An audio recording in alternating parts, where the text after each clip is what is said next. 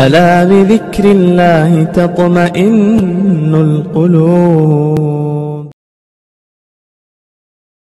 ایک صاحب نے کہا کہ میرے یہاں جو ہے شادی ہو رہی تھی اور میرے پڑوس میں جو ہے غیر مسلم رہتے تھے. میں نے کہا کہ بھائی ان کی بھی دعوت کر دو. تو ان سے کہا کہ آپ ہمارے یہاں آپ کی دعوت ہے. تو انہوں نے کہا کہ صاحب ہم معذرت چاہتے ہیں, سوری ہم گوشت نہیں کھاتے ہیں. ہاں ہم چکن تو کھا لیتے ہیں لیکن چکن آپ کے یہاں بنتا نہیں. تو انہوں نے کہا کہ نہیں کوئی بات نہیں, ہم آپ کے لیے کھانا آپ کے گھر پہنچا دیں گے. انہوں نے کہا کہ اس کی ضرورت نہیں ہے.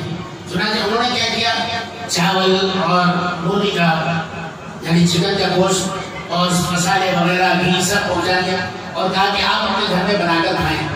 جب وہ شادی سے فارغ ہوئے پورا گھرانہ جو ہے ان کو شکریہ ادا کرنے کے لیے آیا, مبارکباد دینے کے لیے آیا کہ صاحب ہم آپ کے یہاں نہیں آئے لیکن آپ کے یہاں شادی میں برابر ہم شریک رہے کیونکہ آپ نے ہمارے لیے کھانا بھجوا دیا, ہم نے اپنی مرضی کے مطابق پکایا اور کھایا. یہ آپ کا احسان ہے. میں کہتا ہوں کہ ہمیں ان چھوٹی چھوٹی باتوں کو عام کرنا چاہیے اور اپنے آپ کو جو ہے غیروں کے سامنے ایک اچھا انسان بنا کر پیش کرنا چاہیے. یہی اسلام کی تعلیم ہے.